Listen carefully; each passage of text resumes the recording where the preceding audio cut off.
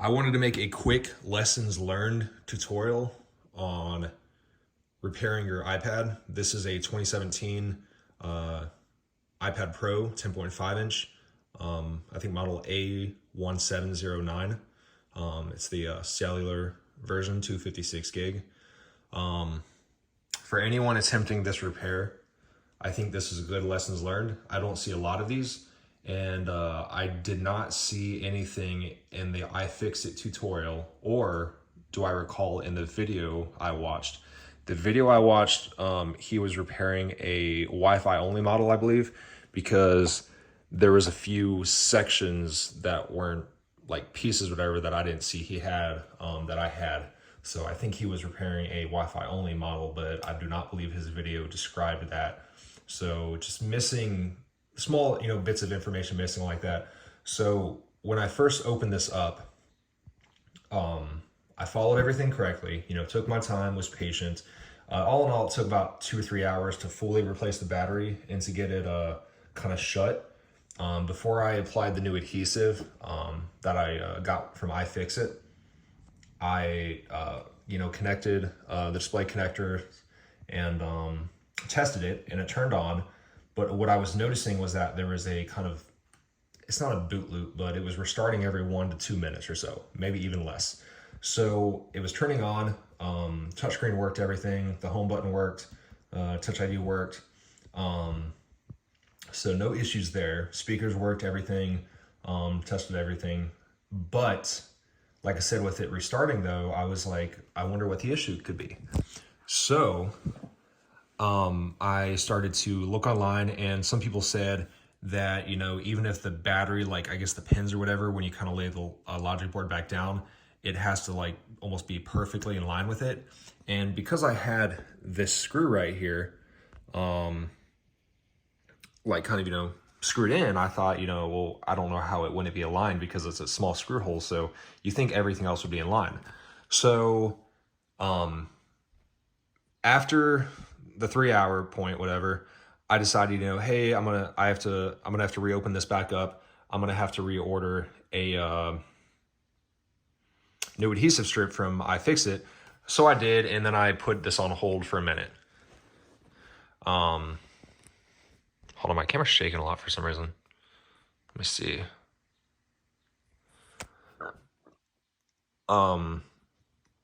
So I was gonna leave it be for about a week or so until I got my new adhesive strip, but within 30 minutes, I was like, I want to fix this now. I have time, I'm on vacation a little bit. It's a vacation weekend for 4th of July. So I came back last night around 9:30, and I did not reheat this again. So I thought the adhesive might not have begun to, what's it called? Kind of solidify, I guess, and or kind of bond 100%. So what I did was I took a pick and I started to kind of rework around there, and I actually got a gap in there, so it wasn't really bonded too well yet. So I got a pick in there and begun to, let's try to see if I can replicate this and try to kind of like push in here. So by pushing in here, what I did was that it was kind of later, like I said, 9:30 or so, and I wasn't really thinking too much. And so when I was kind of prying into this, I pushed the pick like kind of, not like kind of at an angle like this, but flat. So I pushed it in between the screen and the digitizer, the panel, whatever you want to say. I don't remember the exact terminology of it. But if you break this seal, hold on, let me see if I can get a close-up of it. There's like a seal right here, and you can kind of see it's broken. The other side, hold on, is not broken at all. So when you flip this over, once I reopened it and tried to reconnect the display connectors on the other side, it would power on and off everything, but there was a line right here with like some kind of weird jiggering, and I was like, oh crap, I actually stuck the pick too far in at a flat angle with it, and it jabbed in between this like that. So you really don't want that. And like I said, I do not recall the iFixit tutorial saying anything about that. It did mention about the front camera. So it mentioned about like, hold on, I'm trying to get my camera to focus. It mentioned about like not trying to, pry the prick in to damage the front facing camera housing or, whatever. So for the most part, I was careful with that. Everything, nothing broke there. But another thing that broke, besides that wasn't the first thing I broke. That was the last thing because I was impatient in a way. Well, sorry, second to last thing. There's 3 things I broke. The first one was actually under this. I wish I wouldn't have put this back on, but whatever.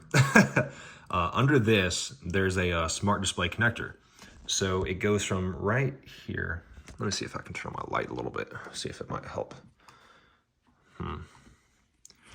So there's that black smart display connector, and what it does is for the 10.5 model, it goes like this, and like this. And you might be able to see that small black strip, and that's what I damaged. So when I went to pry it off like this, it had broken, I believe, once I tried to snap it, because there was kind of a tight fit there, because they were, I can't remember what these are, but there's these 2 like soldered points, whatever. Well, not really soldered. They looked like they were soldered, and he removed the 2 kind of connectors here, but because he was on the Wi-Fi only one, I was like, well, maybe it's not the same. So I didn't see any need to remove those 2 connectors for this, because as long as you kind of pry underneath from the front facing camera thing and lift up the logic board that way, you're pretty much good. And obviously remove the cellular ribbon cable connecting to the SIM card tray and etc. So I did all that, but then, like I said, I think it's when I lifted it up. So maybe I went too far kind of up, and I didn't go, maybe I wasn't gentle and kind of going from the side or something like that, or going from this side maybe. So that snapped, and by snapped I mean it broke. So it kind of like clicks in together, kind of like 2 rectangular pieces, and they click in together. And so the ribbon portion of it broke, whatever, and I couldn't stick it back on. I did try to overlay it just to see if it would work, and it didn't. I tried to test it with my Logic keyboard, whatever, that utilizes the smart connector. So that was the first thing I broke. The screen was the second thing. And then the third thing was I was just trying to play around with it, and I was glancing on eBay, is it worth, replacing the screen, because I hate breaking stuff and not fixing it. And I've done it too much in my life, and I'm like, I actually want to fix this. And even if it costs me a little bit of money, even if it costs me more money than it would just to buy, replace this whole thing, whatever, for $200 or $300. If I have to spend another $200 to, get this replaced, whatever, okay. But at least I fixed this broken iPad. And so, there's these 2, I think they're the speaker kind of cables, whatever, I believe. But well, let me see if I get it. So that's one of them. And after the 3rd or 4th time of me taking this Logic board shield off, it's kind of like a thin metal thing, so it will bend, but you can kind of bend it back in shape. And I believe there's a small little square section right here that I believe it's either like a protector for the processor, or I believe it's the what's it called? Kind of the not heat shield. It's like thermal. It's not thermal paste, but it's like something thermal maybe for it. So there's like something on the back of this Logic board shield. So, but after the 3rd or 4th time of taking this off and just kind of playing around with it and seeing what I wanted to do, there's another one over here. So hold on. So there's another one of these like right here. And so this is actually back on over there, but the part it's connected to here is broken. So I said, okay, after breaking this one, whatever, I was just like, I'm done. Like, this cannot be repaired. I'm just going to keep this just as an encouragement to, stuff is worth repairing. It's worth, fiddling around with stuff and learning and growing, even if, you don't get the results you wanted. But for some reason, after the third or fourth attempt, whatever, everything is aligned properly. Like all the screws went back in. Nothing's really like kind of pushed over even a millimeter, it seems like. But these cables just didn't want to like kind of go back into place. It seems like I was trying to like, okay, they're out of the way. Like, okay, everything should be good. And when I would try to kind of like fold them over to kind of connect the little tip points there, let me see if I can zoom in. Those, it wouldn't reach. And I was like, is it bent too much? And what I noticed was that the reason why the other one broke right here was that the third or fourth time of me trying to like kind of carefully, but firmly push the logic board back down so I can put the cover back on, all that stuff, and screw it in, it was damaging kind of the base of this cable. And so when I try to use my tweezers to slightly kind of maneuver a little bit, it snapped. So these get weak really fast. And like I said, I wish there was just more caution about like, hey, be really careful about, these things, be really careful about, the smart display connector when removing the battery, because I was removing the battery using these cards. And when I was trying to like pry underneath and stuff, I was trying to be careful. So this might have been maybe the reason why the smart display connector got damaged. Maybe it wasn't me trying to like, flip it up. I think that's what happened, but I was kind of, going underneath this, and the smart display connector is kind of held on there with adhesive, whatever, going off at that angle. And so when you're trying to like pry the old battery up to replace it, you actually might be pushing down on that pin part, whatever. And like I said, it's kind of lifted. So it's a flat ribbon, but then it's kind of like this, I guess. And then you have that little thing on the bottom where it's supposed to like connect onto something. So when you're applying pressure to it, it's pressing up against the back iPad housing, and it could be damaging it. So that could be that could be the way how I damaged it. But like I said, I think it was from when I pried it up like this at a bad angle or something, and it broke that way. But I couldn't really find the piece specifically. There was like something in here. I thought that might be something because it's really tiny, but other than that, those are the big things I would watch out for when going to repair your iPad. Like I said, this is the iPad Pro 2017 10.5 inch model A1709, I believe. So it's worth doing. It's fun. It's exciting. Just don't make the same mistakes I did. Be careful when obviously trying to realign these connectors, like the display connectors.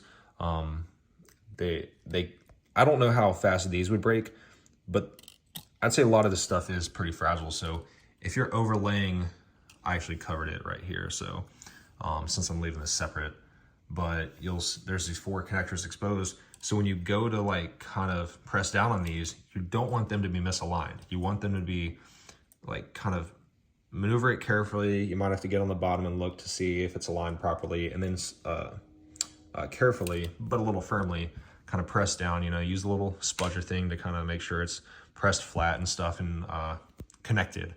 So just be careful with everything, and yeah, don't make the same mistakes I did. But other than that, I think that's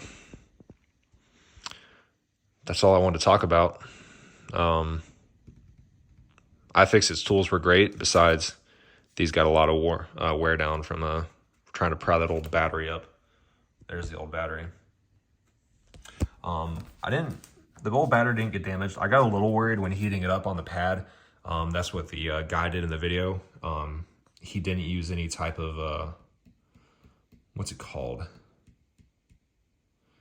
Liquid to loosen the adhesive. He actually used the heating pad to loosen the adhesive on the batteries. So when the batteries heat up, they do kind of get a little more soft. So watch out for that though. They are hard now though, so they're good. And obviously do drain the battery down to 0% before trying to use this, because if there's any sort of charge in it and you puncture it at all, it could result in a, what's it called? Reaction and possibly fire. So I did drain mine all the way down to 0% before opening it up, just in case when I was trying to pry it, maybe it did puncture a little bit. A lot of things in here are pretty fragile, so even when going to unscrew stuff, I was pretty like light and not really firm on the screws because they're so tiny. But I did notice that when I was trying to unscrew some stuff, like my screwdriver might slip a little bit or something towards the battery or something like that. I don't believe I damaged. This was the, actually, that was the new one. This is the old one.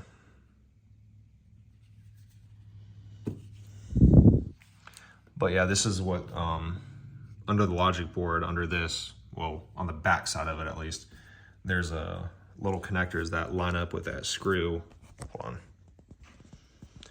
And so, like I said, when the screw was aligned, I was like, well, if that's aligned, then that means the metal pins and stuff must be aligned to perfectly match this little, like, I don't know, connector or whatever you want to say. So good luck to anyone else attempting this in the future. I do love the repair community, though. Watching Hugh Jeffries, iFixit, etc. They were actually the ones who kind of got me to want to try this myself. I have a few other devices I'm going to try to fix, the first gen iPod Touch, etc. I need to replace the battery on that. I actually bought my own solder little kit, whatever, for like 30 bucks on Amazon. So hopefully I've learned some lessons here to where I won't mess up in the future. But